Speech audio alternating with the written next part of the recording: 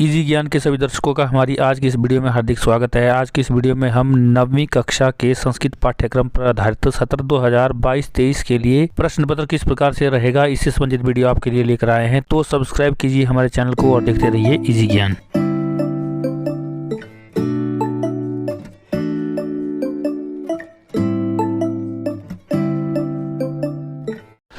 तो चलिए वीडियो को आरंभ करते हैं। जैसा कि मैं आपको पहले ही बता चुका हूं कि आज की इस वीडियो में हम कक्षा 9वीं से संस्कृत का पाठ्यक्रम सत्र 2022-23 के अनुसार किस प्रकार से रहेगा और किस प्रकार से फाइनल के पेपर आपको आएंगे और उनमें अंकों का विभाजन किस प्रकार से रहेगा तथा क्या क्या आपको अपनी पुस्तक से तथा व्याकरण भाग से आएगा, इस चीज़ के बारे में हम पूरी आज डिस्कस करेंगे, चर्चा करेंगे, ताकि आप लोगों को परीक्षा देते समय किसी प्रकार की परेशानी ना हो। आपको पहले ही पता हो कि कौन से भाग से हमें कितने नंबर का प्रश्न पत्र में प्रश्न पूछे जाएंगे और कितना हमने किस तरह से उसको लिखना है।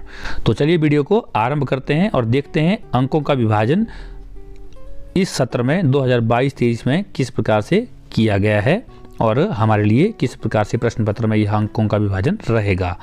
तो सबसे पहले आप देख रहे होंगे क खंड में अपठित अवबोधन।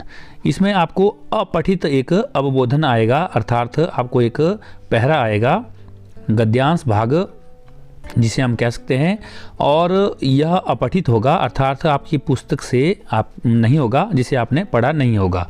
और यह अपठित जो अवबोधन है आपको 5 नंबर का होगा। इसमें 40 से 50 शब्द परिमितः गद्यांश सरल कथा वर्णम वा। आपको 40 से 50 शब्दों में आपको एक कथा आएगी, सरल कथा, और इसका यहाँ पे वर्णन किया गया होगा। उसके आधार पर आपको एक पदेन पूर्ण वाक्येन प्रश्नोत्तर तथा भाषिक कार्यम आपको क्या करना है, एक पद में एक प्रश्न आएगा लिखने के लिए उस गद्यांश के आधार पर, और पूर्ण वाक्य में भी आपने एक प्रश्न लिखना जो 2 नंबर का होगा। तो यहाँ पे कुल 3 नंबर हो जाते हैं। उसके अलावा आपको भाषिक कार्य तत्पानी वाक्य कर्तरी क्रिया पद चयनम, उस गद्यांश में आपको कुछ ऐसे वाक्य दिए होंगे जिसमें से आपने कर्तरी क्रिया पद को चुनना है कि कौन आपका कर्ता है और कौन आपकी क्रिया है। उस पद को आपने वहाँ उस वाक्य से चुनना है। और साथ में विशेषणों का भी आपको चयन करना होगा, और साथ में आपको विलोम पद का चयन करने के लिए भी वहाँ एक शब्द आपको दिया गया होगा। सर्वनाम स्थान संज्ञा का प्रयोग कहाँ पर हुआ है यह भी आपको बताना है। तो कुल मिलाकर के आपको यह 2 + 1 + 2 अर्थात 5 नंबर का यह अपठित अवबोधन से आपको पेपर में आएगा। अब दूसरा भाग हमारा रहेगा एक अपठित गद्यांश। यहाँ आपको एक अपठित गद्यांश आएगा जो 80 से 100 नंबर का होगा लगभग, और इसमें आपको एक सरल कथा का वर्णन दिया होगा। इसमें आपने क्या करना है, एक पद में आपने एक प्रश्न का उत्तर देना है और एक प्रश्न का आपने पूर्ण वाक्य में उत्तर देना है। दूसरे में आपने गद्यांश का सार क्या होगा वह आपने सार लिखना है, वह आपका तृतीयांश होना चाहिए, अर्थात 1/3 होना चाहिए आपका। और उसके बाद आपको उस गद्यांश का शीर्षक भी लिखना है, तो यह 1 नंबर का रहेगा। और इसके अलावा भाषा से संबंधित जो कार्य होगा उससे संबंधित आपको एक प्रश्न पूछा जाएगा। यह कुल मिलाकर के आपको 7 अंकों का रहेगा। इसके बाद ख खंड है हमारे पास रचनात्मक कार्य। यहाँ आपको रचनात्मक कार्य आएगा, जैसे संकेत आधारित अनौपचारिक पत्र लेखन होगा और औपचारिक पत्र लेखन होगा। इसमें आपको संकेत आधारित में आपको मंजूषा दी होगी और नीचे आपको एक पत्र दिया होगा जिसमें खाली स्थान होंगे, जिन्हें आपने उस मंजूषा से शब्दों को छांट करके भरना है। औपचारिक जो आपके पत्र रहेंगे उनमें छुट्टी के लिए अवकाशार्थम और विद्यालय में प्रवेशार्थम, विद्यालय में प्रवेश के लिए, शुल्क निरस्तकरणार्थम अर्थात जुर्माना माफ़ी के लिए, और निःशुल्कता प्राप्त्यर्थम अर्थात फीस माफ़ी के लिए, और रुग्णावकाशार्थम इत्यादि अर्थात बीमार होने पर अवकाश के लिए प्रार्थना पत्र इत्यादि आपके लिए पूछे जा सकते हैं, जिनको आपने खाली स्थान में मंजूषा से शब्दों को भर करके पूरा करना है। अनौपचारिक में आपको बधाई पत्र लिखने के लिए आ सकता है, जिनको आपने पूरा लिखना है स्वयं से, और निमंत्रण पत्र भी हो सकता है, और किसी चीज़ की परिणाम की अगर सूचना अगर देनी है इससे संबंधित कोई पत्र भी आपको हो सकता है। तो ये सारा आपको 5 नंबर का रहेगा। और इसके अलावा चौथा जो है हमारा इसका भाग अनुच्छेद लेखनम, या फिर इसे हम कहेंगे निबंध लेखनम, यह आपको एक आएगा। एक आपको निबंध लिखने के लिए आ जाएगा, यह 5 नंबर का रहेगा। ग खंड जो है इसका यह 28 नंबर का रहेगा आपके पास। यहाँ अनुप्रयुक्त व्याकरणम, जो व्याकरण भाग है वो यहाँ से पूछा जाएगा। तो इसमें आपको सबसे पहले संधि कार्य करने के लिए आएंगे। संधि में आपको स्वर संधि, दीर्घ, गुण, वृद्धि, यण, अयादि आदि जो संधियाँ हमारी स्वर संधि 7 प्रकार की, उनसे संबंधित आपसे कुछ पूछा जाएगा। संधियाँ या संधि विच्छेद पूछे जाएंगे। और उसके बाद व्यंजन संधि में जशत्व संधि, शुत्व, मोअनुस्वारः, वर्गीय, प्रथम अक्षराणाम तृतीय वर्णे या प्रथम वर्णस्य पंचम वर्णे परिवर्तनम, यह संधि आपसे व्यंजन संधि पूछी जाएगी। और इसके बाद विसर्ग संधि पूछी जाएगी, जिसमें उत्व कैसे किया जाता है, ऊ कैसे किया जाता है विसर्गों को, और विसर्ग को र कैसे किया जाता है, इससे संबंधित उदाहरण आपसे पूछे जाएंगे। यह कुल मिलाकर के 6 अंकों के रहेंगे। इसके बाद छठा नंबर है उच्चारण स्थानानि। आपको संस्कृत में उच्चारण स्थान आएंगे, संस्कृत वर्णानाम उच्चारण स्थानानि, ये आपने लिखने होंगे। जैसे क का उच्चारण स्थान क्या है, ग का क्या है, इत्यादि इत्यादि। यह आपको 5 नंबर के उच्चारण स्थान रहेंगे।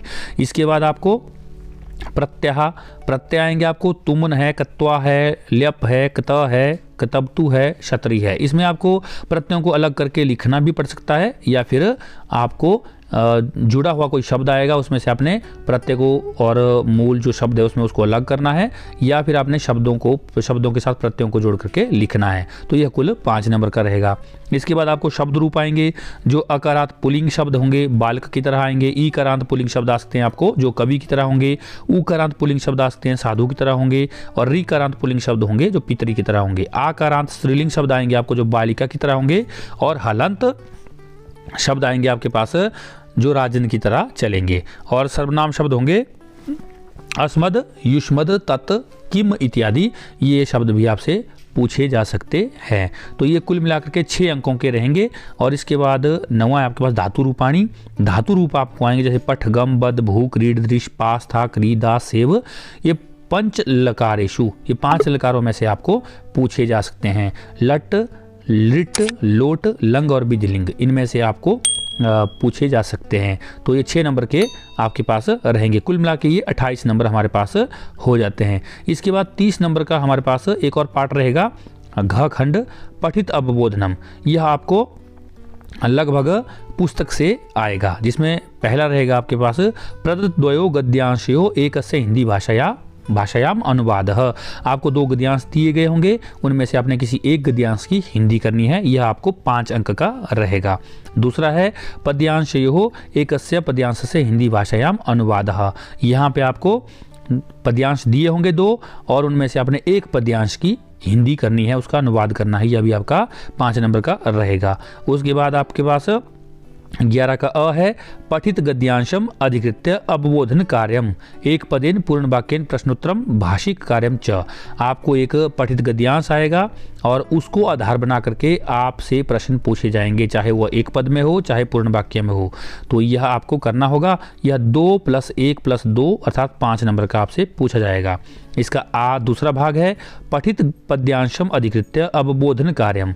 इसमें भी आपको एक पद्यांश आएगा, ऊपर वाले में गद्यांश आएगा, नीचे वाले में पद्यांश आएगा। यहाँ भी आपको एक पद में प्रश्न पूछे जाएंगे, या फिर पूर्ण वाक्य में प्रश्न पूछे जाएंगे, या फिर भाषा संबंधित कोई प्रश्न आपसे पूछा जाएगा। यह 5 नंबर का होगा।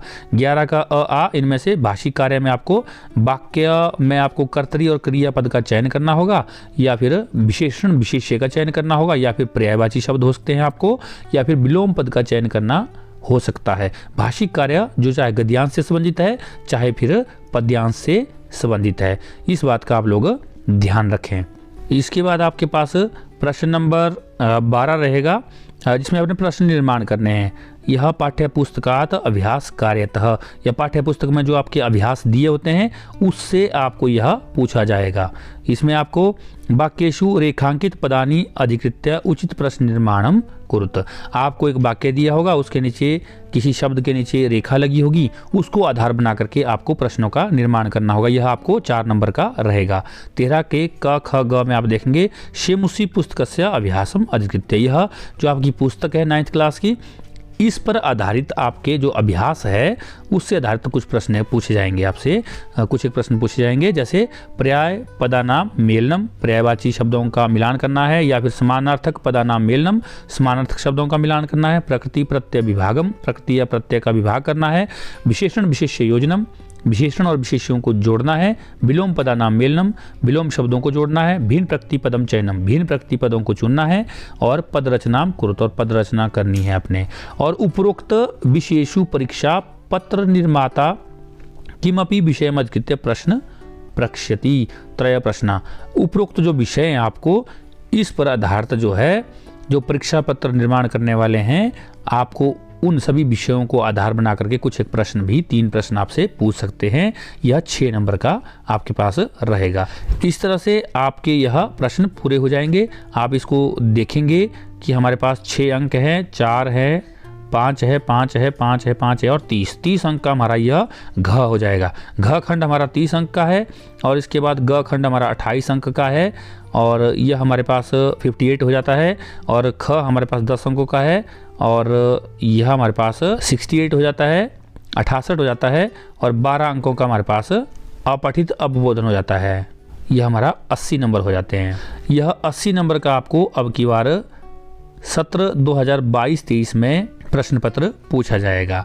इसके अलावा इनमें किस तरह से भिन्नता रहेगी, इसको किस तरह से अलग अलग भागों में बांटा गया है, इसके लिए आप आगे हमारी वीडियो में बने रहें। थोड़ी सी वीडियो लंबी हो जाएगी जरूर, परंतु आपके लिए यह ज्ञानवर्धक रहेगी।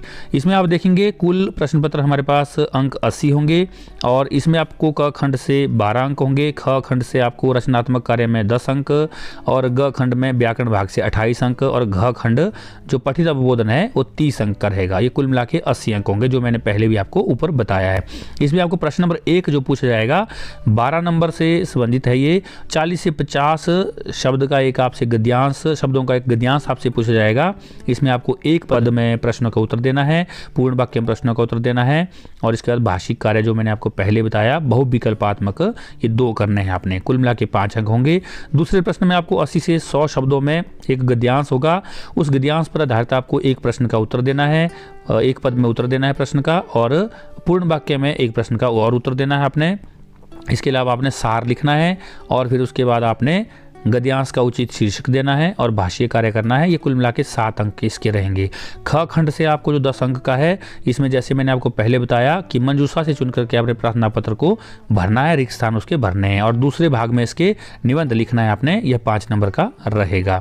इसके बाद ग खंड में आपको मैंने बता दिया, संधि से लघु उत्तरात्मक प्रश्न आएंगे आपको 6 नंबर के, उच्चारण स्थान में भी लघु उत्तरात्मक प्रश्न आएंगे 5 नंबर के, प्रत्यय में भी लघु उत्तरात्मक प्रश्न आएंगे आपको 5 नंबर के, शब्द रूपों में भी बहुविकल्पात्मक प्रश्न आएंगे आपको 6 नंबर के, और धातु रूपों में से भी बहुविकल्पात्मक प्रश्न आएंगे आपको 6 नंबर के। उसके बाद घ खंड है हमारे पास, यह आपको शेमुसी पुस्तक पर आधारित होगा, यह 30 अंकों का रहेगा।